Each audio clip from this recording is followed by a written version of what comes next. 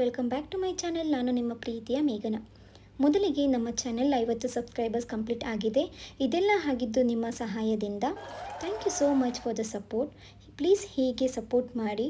ಹಾಗೆ ಇದೇ ಖುಷಿಗೆ ನಾವು ಇವತ್ತು ಸ್ವೀಟ್ ಮಾಡೋಣವಾ? ನೀವೆಲ್ಲ ಮಾವಿನಕಾಯಿ ಚಿತ್ರಾನ್ನ ನೋಡಿರ್ತೀರಾ, ಮಾವಿನಕಾಯಿ ಪುಳಿಯೋಗರೆ ನೋಡಿರ್ತೀರಾ. ಹಾಗೆ ಯಾರೆಲ್ಲ ಪುಳಿಯೋಗರೆ ರೆಸಿಪಿ ನೋಡಿಲ್ಲ ಅಂದರೆ ಡಿಸ್ಕ್ರಿಪ್ಷನ್ನಲ್ಲಿ ಲಿಂಕ್ ಹಾಕಿರ್ತೀನಿ, ಚೆಕ್ ಮಾಡ್ಬೋದು. ನಾವು ಇವತ್ತು ಮಾವಿನ ಹಣ್ಣಿನ ಉಪಯೋಗಿಸಿ ಹೋಳಿಗೆ ಅಂದರೆ ಒಬ್ಬಟ್ಟು ಮಾಡೋಣವಾ? ಹಾಗಾದರೆ ಬನ್ನಿ ಶುರು ಮಾಡೋಣ. ಮೊದಲಿಗೆ ನಾವು ಕನಕ ಮಾಡ್ಕೊಳ್ಳೋಣ. ಒಂದು ಬೌಲ್ಗೆ 1 ಕಪ್ ಮೈದಾ ಹಾಕ್ಕೊಳ್ಳೋಣ. ಹಾಗೆ ಅರ್ಧ ಕಪ್ ಚಿರೋಟಿ ರವೆ ಹಾಕ್ಕೊಳ್ಳೋಣ. ನೆನಪಿರಲಿ, ರವೆನಲ್ಲಿ ಹಲವಾರು ರೀತಿ ಇರುತ್ತೆ. ಇಲ್ಲಿ ನಾವು ಸಣ್ಣ ರವೆ ಹಾಕ್ಕೊಳ್ತಾ ಇದ್ದೀನಿ. ಹಾಗೆ ಸ್ವಲ್ಪ ಉಪ್ಪು ಹಾಕ್ಕೊಳ್ತಾ ಇದ್ದೀನಿ. ಹಾಗೆ 1 ಸ್ಪೂನ್ ಪುಡಿ ಮಾಡ್ಕೊಂಡಿರೋ ಸಕ್ಕರೆ ಪುಡಿ ಹಾಕ್ಕೊಳ್ಳೋಣ. ಹೀಗೆ ಸಕ್ಕರೆ ಪುಡಿ ಹಾಕೋದ್ರಿಂದ ಕನಕ ಸಪ್ಪೆ ಅನಿಸಲ್ಲ. ಹಾಗೆ ಸ್ವಲ್ಪ ಅಡುಗೆ ಎಣ್ಣೆ ಹಾಕ್ಕೊಳ್ತಾ ಇದ್ದೀನಿ. ಇಲ್ಲಿ ನಾನು ಸ್ವಲ್ಪ ಹಾಕ್ಕೊಳ್ತಾ ಇದ್ದೀನಿ. ಆಮೇಲೆ ಇನ್ನೂ ಎಣ್ಣೆ ಹಾಕ್ಕೊಳ್ಳೋಣ. ಎಣ್ಣೆ ಸ್ವಲ್ಪ ಜಾಸ್ತಿನೇ ಹಾಕಬೇಕು, ಆವಾಗಲೇ ಚೆನ್ನಾಗಿ ಕನಕ ಬರೋದು. ಹಾಗೆ ಸ್ವಲ್ಪ ನೀರು ಹಾಕ್ಕೊಂಡು ಚೆನ್ನಾಗಿ ಕಲಿಸ್ಕೊಳ್ಳೋಣ. ಕನಕ ಚೆನ್ನಾಗಿ ನಾದ್ಕೊಳ್ಬೇಕು, ಅಂದರೆ ಚೆನ್ನಾಗಿ ಮಿಕ್ಸ್ ಮಾಡ್ಕೊಳ್ಬೇಕು. ಹೀಗೆ ಮಾಡೋದ್ರಿಂದ ಪರ್ಫೆಕ್ಟಾಗಿ ಬರುತ್ತೆ. ಹಾಗೆ ನೆನಪಿರಲಿ, ಕನಕ ಕೈಗೆ ಅಂಟಬಾರ್ದು. ಅಲ್ಲಿವರೆಗೂ ಚೆನ್ನಾಗಿ ನಾದ್ಕೊಳ್ಳೋಣ. ನೋಡಿ ಇಲ್ಲಿ ಎಷ್ಟು ಚೆನ್ನಾಗಿ ಬರ್ತಾ ಇದೆ ಅಂತ. ನೋಡಿ ಇಷ್ಟು ಚೆನ್ನಾಗಿ ನಾದ್ಕೊಳ್ಬೇಕು. ಈಗ ಚೆನ್ನಾಗಿ ನಾದೋದ್ರಿಂದ ಕನಕ ಚೆನ್ನಾಗಿ ಬರುತ್ತೆ. ನೋಡಿ ಇಲ್ಲಿ ಎಷ್ಟು ಚೆನ್ನಾಗಿ ಬಂದಿದೆ ಅಲ್ವಾ? ನೋಡಿ ಹೀಗೆ ಚೆನ್ನಾಗಿ ಮಿಕ್ಸ್ ಆಗಬೇಕು. ಇದು 1 ಅವರಿಂದ 2 ಅವರ್ ನಿಂತರೆ ತುಂಬ ಚೆನ್ನಾಗಿ ಬರುತ್ತೆ. ನಿಮ್ಮ ಹತ್ರ ಟೈಮ್ ಇಲ್ಲ ಅಂದರೆ 1 ಅವರ್ ಸಾಕು. ಈಗ ಇದಾಗಿದೆ. ಒಂದು ಸ್ವಲ್ಪ ಎಣ್ಣೆ ಹಾಕ್ಕೊಂಡು ಸೈಡ್ನಲ್ಲಿ ಇಟ್ಕೊಂಬಿಡೋಣ. ಇದು 1 ಅವರ್ ಬಿಟ್ಟಿದ್ದೀನಿ ನಾನಿಲ್ಲಿ. ಈಗ ನಾವು ಹೂರಣ ಮಾಡ್ಕೊಳ್ಳೋಣ. ಇಲ್ಲಿ ನಾನು ಒಂದು ಮಾವಿನ ಹಣ್ಣು ತೊಗೊಂಡಿದ್ದೀನಿ. ಮಲ್ಲಿಕಾ ಅಂತ ಮಾವಿನ ಹೆಸರು. ನೀವು ಯಾವ್ದು ಬೇಕಾದರೂ ತೊಗೊಳ್ಬೋದು. ಆದರೆ ನೆನಪಿರಲಿ, ಮಾವಿನ ಹಣ್ಣು ಸ್ವೀಟ್ ಇರಬೇಕು, ಹುಳಿ ಇರಬಾರ್ದು. ಹುಳಿ ಇದ್ದರೆ ಟೇಸ್ಟ್ ಚೆನ್ನಾಗಾಗಲ್ಲ. ಇಲ್ಲಿ ನಾನು ಮಾವಿನ ಹಣ್ಣನ್ನ ಕಟ್ ಮಾಡ್ಕೊಳ್ತಾ ಇದ್ದೀನಿ, ಸಣ್ಣ ಪೀಸಸ್ ಹಾಗೆ. ಇಲ್ಲಿ ಮಾವಿನ ಹಣ್ಣಂತೂ ತುಂಬ ಸ್ವೀಟಾಗಿತ್ತು. ನೋಡಿ ಎಷ್ಟು ಚೆನ್ನಾಗಿದೆ, ನೋಡಿದ್ರೇ ಗೊತ್ತಾಗ್ತಾ ಇದೆ, ತುಂಬ ಚೆನ್ನಾಗಿತ್ತು.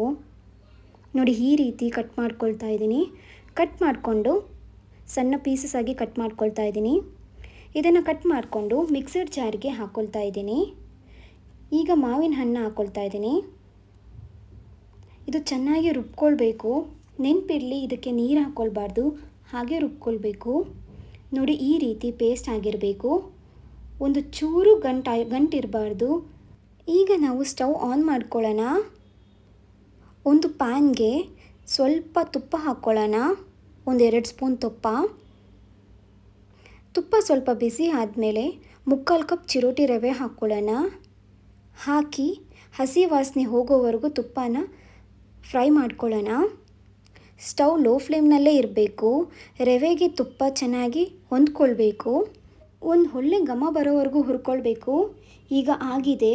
ಈಗ ನಾನು 1 ಕಪ್ ತೆಂಗಿನಕಾಯಿ ಹಾಕ್ಕೊಳ್ತಾ ಇದ್ದೀನಿ. ತೆಂಗಿನಕಾಯಿನ ಸಣ್ಣದಾಗಿ ಕಟ್ ಮಾಡಿಕೊಂಡು ಮಿಕ್ಸರ್ ಜಾರ್ನಲ್ಲಿ ತರಿಯಾಗಿ ಪುಡಿ ಮಾಡ್ಕೊಂಡಿದ್ದೀನಿ. ಹಾಕ್ಕೊಂಡು ಫ್ರೈ ಮಾಡೋಣ. ಇದು ಸಹ ಸ್ವಲ್ಪ ಘಮ ಬಿಡೋವರೆಗೂ ಹುರ್ಕೊಳ್ಬೇಕು. ಹೀಗೆ ಚೆನ್ನಾಗಿ ಹುರಿಯೋದ್ರಿಂದ ತುಂಬ ದಿನ ಇಟ್ಕೊಂಡು ತಿನ್ಬೋದು. ಈಗ ರುಬ್ಬಿರೋ ಮಾವಿನ ಹಣ್ಣು ಪೇಸ್ಟ್ನ ಹಾಕ್ಕೊಳ್ತಾ ಇದ್ದೀನಿ. ಹಾಗೆ 1 ಕಪ್ ಸಕ್ಕರೆ ಸಹ ಹಾಕ್ಕೊಳ್ತಾ ಇದ್ದೀನಿ. ಈಗ ಎಲ್ಲ ಹೊಂದ್ಕೊಳ್ಳೋ ಹಾಗೆ ಮಿಕ್ಸ್ ಮಾಡ್ಕೊಳ್ಳೋಣ. ಚೆನ್ನಾಗಿ ಕೈ ಆಡ್ತಾನೆ ಇರಬೇಕು, ಇಲ್ಲಾಂದರೆ ಗಂಟಾಗೋಗುತ್ತೆ, ಹಾಗೆ ತಳ ಕಪ್ಪಗಾಗ್ಬಿಡುತ್ತೆ. ನೋಡಿ ಈ ರೀತಿ. ಈಗ ತುಪ್ಪ ಸಹ ಹಾಕ್ಕೊಳ್ತಾ ಇದ್ದೀನಿ. ಹಾಕ್ಕೊಂಡು ಸ್ವಲ್ಪ ಚೆನ್ನಾಗಿ ಮಿಕ್ಸ್ ಮಾಡ್ಕೊಳ್ಳೋಣ. ಹಾಗೆ ಏಲಕ್ಕಿ ಪುಡಿ ಸಹ ಹಾಕ್ಕೊಂಡಿದ್ದೀನಿ. ಇದು 10ರಿಂದ 15 ನಿಮಿಷವರೆಗೂ ಚೆನ್ನಾಗಿ ಬಾಡಿಸ್ಕೊಳ್ಬೇಕು. ತಳ ಬಿಡೋವರೆಗೂ ಕೈ ಆಡಿಸ್ತಾನೇ ಇರಬೇಕು. ನೋಡಿದ್ರಲ್ಲ ತಳ ಎಷ್ಟು ಚೆನ್ನಾಗಿ ಬಿಡ್ತಾ ಇದೆ ಅಂತ. ಹೀಗೆ ಆದರೆ ಹೂರಣ ಒಂದು ಒಳ್ಳೆ ಹದ ಬಂದಿದೆ ಅಂತ ಅರ್ಥ. ಇದನ್ನು ಸಣ್ಣ ಉರಿನಲ್ಲೇ ಬಾಡಿಸ್ಕೊಳ್ಬೇಕು. ನೋಡಿ ಎಷ್ಟು ಚೆನ್ನಾಗಿ ಹದ ಬಂದಿದೆ. ನೋಡಿ ಎಷ್ಟು ಚೆನ್ನಾಗಿ ಉಂಡೆ ಮಾಡ್ಕೊಳ್ಬೋದು. ಸಣ್ಣದಾಗಿ ಉಂಡೆ ಮಾಡಿಕೊಂಡು ಒಂದು ಪ್ಲೇಟ್ನಲ್ಲಿ ಎತ್ತಿಟ್ಕೊಳ್ಳೋಣ. ನೋಡಿ ಹೀಗೆ. ಈಗ ಕನಕ ನೋಡೋಣವಾ? ನೋಡಿದ್ರಲ್ಲ ಎಷ್ಟು ಚೆನ್ನಾಗಿ ಕನಕ ಎಣ್ಣೆಯಲ್ಲಿ ನೆಂದಿದೆ ಅಂತ. ನೋಡಿ ಎಷ್ಟು ಚೆನ್ನಾಗಿ ಉಬ್ಬಿದೆ. ಈಗ ನಾವು ಒಂದು ಬಾಳೆ ಎಲೆ ಮೇಲೆ ತಟ್ಕೊಳ್ತಾ ಇದ್ದೀನಿ. ಬಾಳೆ ಎಲೆ ಇಲ್ಲ ಅಂದರೆ ಬಟರ್ ಪೇಪರ್ ಸಹ ಯೂಸ್ ಮಾಡ್ಕೊಳ್ಬೋದು. ಅದು ಇಲ್ಲ ಅಂದರೆ ಎಣ್ಣೆ ಕವರ್ ಸಹ ಯೂಸ್ ಮಾಡ್ಕೊಳ್ಬೋದು. ಈಗ ಕನಕ ಸ್ವಲ್ಪ ತಗೊಂಡು ಅದು ಸ್ವಲ್ಪ ಎಣ್ಣೆಕಾಯಿ ಮಾಡಿಕೊಂಡು ಚೆನ್ನಾಗಿ ಸ್ಪ್ರೆಡ್ ಮಾಡ್ಕೊಳ್ಳೋಣ. ಈಗ ಮಾಡ್ಕೊಂಡಿದ್ವಲ್ಲ ಮಾವಿನ ಹಣ್ಣಿನ ಮಿಶ್ರಣ, ಅದನ್ನು ಇದರೊಳಗಡೆ ಇಟ್ಕೊಳ್ಳೋಣ. ನೋಡಿ ಹೀಗೆ ಸ್ಪ್ರೆಡ್ ಮಾಡ್ಕೊಳ್ಳೋಣ. ಅದರೊಳಗಡೆ ಮಾವಿನ ಹಣ್ಣಿನ ಮಿಶ್ರಣ ಇರುತ್ತಲ್ಲ, ನೋಡಿ ಇದನ್ನ ಇಟ್ಕೊಳ್ಳೋಣ. ಇಟ್ಕೊಂಡು ಬೈಂಡಿಂಗ್ ಮಾಡ್ಕೊಳ್ಳೋಣ. ನೋಡಿ ಈ ರೀತಿ ಕವರ್ ಮಾಡ್ಕೊಳ್ಬೇಕು. ಚೆನ್ನಾಗಿ ಸುತ್ತ ಕವರ್ ಮಾಡ್ಕೊಳ್ಬೇಕು. ಈಗ ಮಿಕ್ಕಿರೋ ಎಕ್ಸ್ಟ್ರಾ ಇರುತ್ತಲ್ಲ, ಅದನ್ನ ತಗೊಂಡು ಸೈಡ್ಗೆ ಇಟ್ಕೊಳ್ಬೇಡೋಣ. ನೋಡಿ ಈ ರೀತಿ ಉಂಡೆ ಮಾಡ್ಕೊಳ್ಬೇಕು.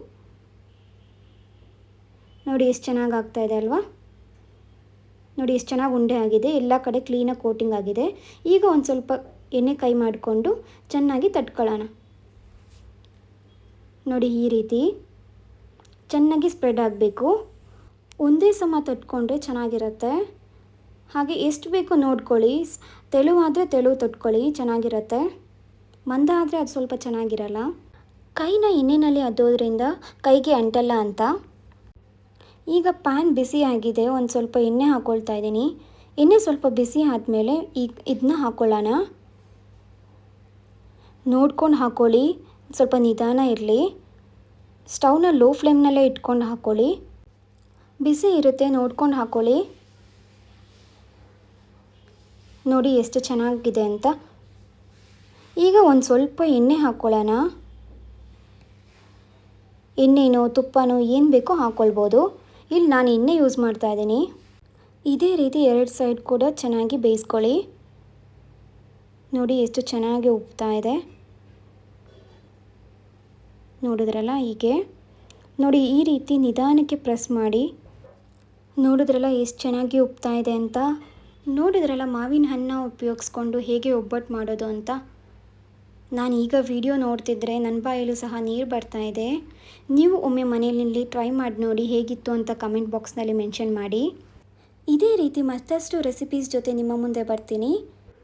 ಹಾಗಾದರೆ ಈ ವಿಡಿಯೋ ನಿಮಗೆ ಇಷ್ಟವಾದಲ್ಲಿ ಒಂದು ಪುಟ್ಟ ಲೈಕ್ ಮಾಡಿ, ಶೇರ್ ಮಾಡಿ, ಹಾಗೆ ಕಮೆಂಟ್ ಮಾಡಿ. ಹಾಗೆ ಮರಿದಿರ ಸಬ್ಸ್ಕ್ರೈಬ್ ಮಾಡ್ತಿರಲ್ಲ.